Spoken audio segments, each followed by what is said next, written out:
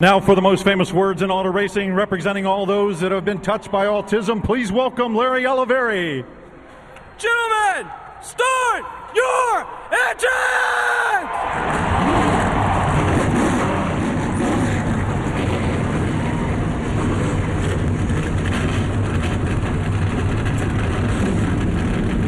This is a track full of surprises.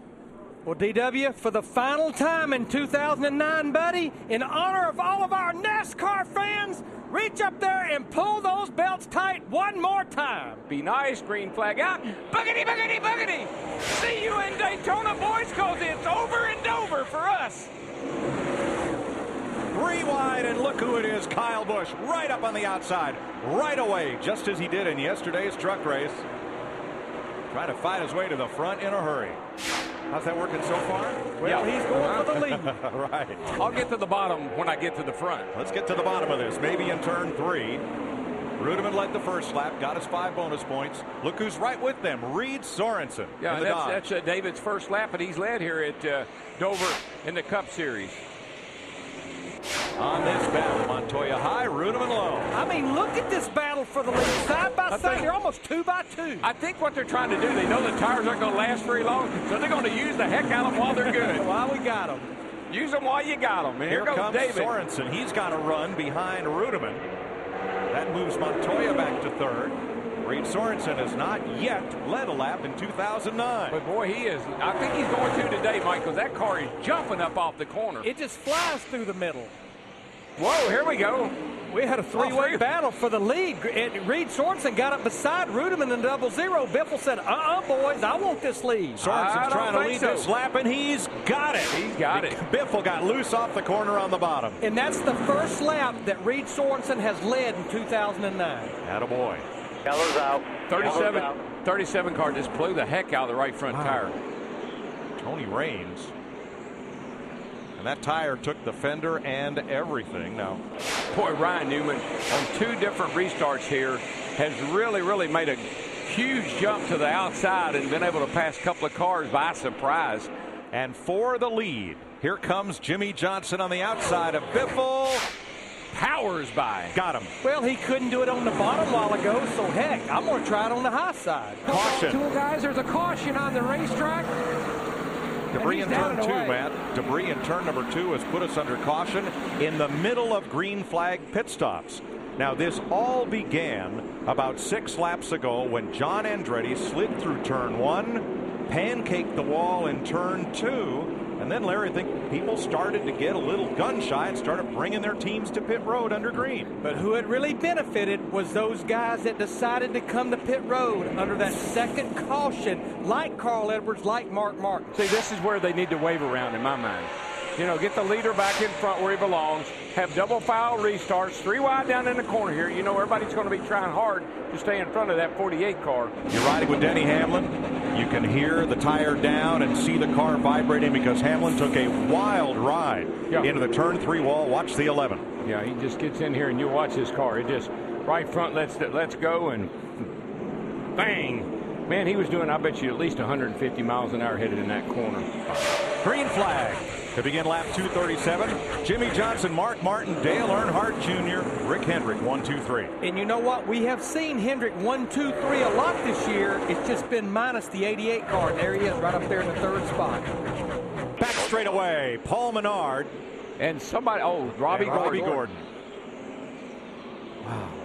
That's a hard hit on the 7 particularly. Sure is, Darrell. Robby coming off a fine 3rd place finish last week.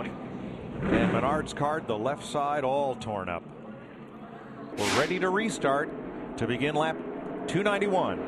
Well, no matter what, even Dale Earnhardt Jr. and the cars that pitted that time, everybody will have to make at least one more pit stop. And our post setter was in, and they did a lot of work on the back of the car, and I just told that they tried to unhook the rear bar. Debris in turn 3 puts us under caution for the 9th time today. This is the 6th yellow flag for debris. Greg Biffle and both the Newman-Haas cars get out first. Stewart and Newman, then Casey Kane. Busch and David Stremme a gamble. He picks up 9 spots. So Jimmie Johnson, the 48 car, went from 1st to 9th, and not all because of other cars just taking 2. It looks like they had a little bit of a snafu on their pit stop. Oh, trouble. David Stremme in the wall. An accordion effect. He got troubled up there with Matt Kenseth. Rudiman spins to miss him. Boy, Rudiman did an incredible job to miss David Stremme. Stremme was I don't know how he missed it. Greg Biffle leads them back to the green flag.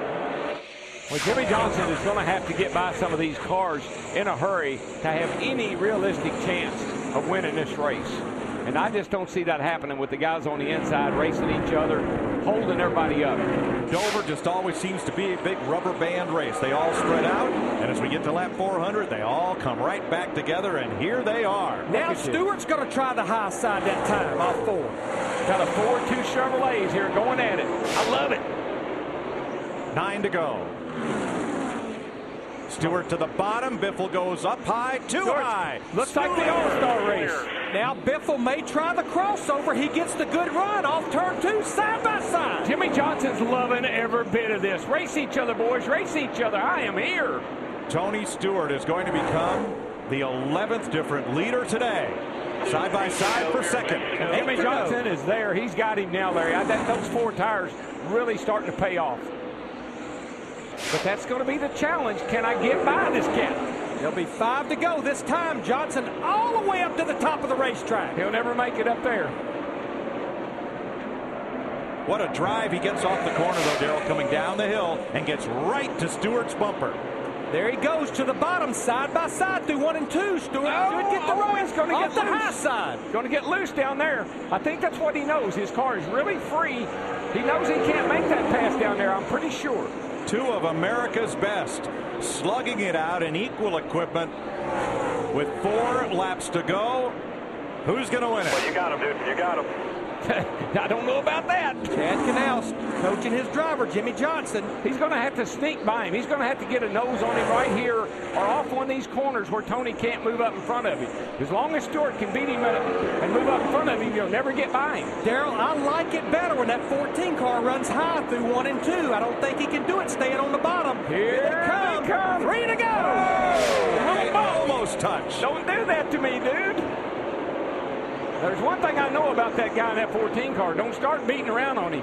I believe he might get the run this time off of turn 2. Let's see if he can complete the pass. He's going to have to go high in 3 and 4. I believe that little bump down the front here, there he goes. He's got the lead now. And Johnson's got that big drive off turn number 4. This should carry him past Stewart and into the lead with 2 to go. I think that bump down the front here on Tony Stewart, it was kind of a little wake-up call. Hey, man, I got 4 tires. You got 2. I'm coming. 1 more lap to go. 1 mile. Johnson is my hero today, Larry. That was a whale of a drive. Taking those 4 tires, that gamble, and driving it to the front. But you know who's breathing the easiest right now? Chad Canals in that 48 pit crew. Yeah, well, he's doing one of those I told you so's now. Jimmie Johnson and the Cobalt Tools Lowe's Chevrolet come off turn 4 Yippee! and score their 4th win at Dover, their 2nd win of 2009. Stewart 2nd, Biffle 3rd, Kenseth 4th, Kurt Busch 5th. Incredible race. I don't even know where to begin. How in the world, as we get drenched, how in the world did you come back to win that thing? Great race car. I mean, so much fun today. We had an awesome race car, and I can't thank these guys for working so hard to get us cars to drive that comfortable. I mean, we've been fast, but this was a very special car today, and I got to thank Chad and these guys, Hendrick department, everybody at Hendrick Motorsports. But at the end, those guys stayed out on 2, and I just had to go. Got running around the top and had one heck of a race with Tony. I mean, that's how racing's supposed to be done. So big thanks to the fans for their support of our great sport. Hopefully we put on a good show for them. Thank you, Fox, for what you've done for the year. Thanks to all the 48 fans and Sprint for putting on such a good show for us. Let us come out and race. Well, with a run like that, we have to give the driver some credit, too. You won here before. Has it ever felt like this? Rick Hendrick back in victory lane, the Autism Speaks 400. It was a big day. It was a huge day. To be able to have to run that hard and pass that many good cars to get the lead, that's a challenge. So I really had to suck it up and get going. And I thought I was going to pound the wall a couple times on the top. I cooked it off in there too fast and slid right up to the crumbs. And I'm like, please stick, please. And it stuck, and I made it back around. So it was good.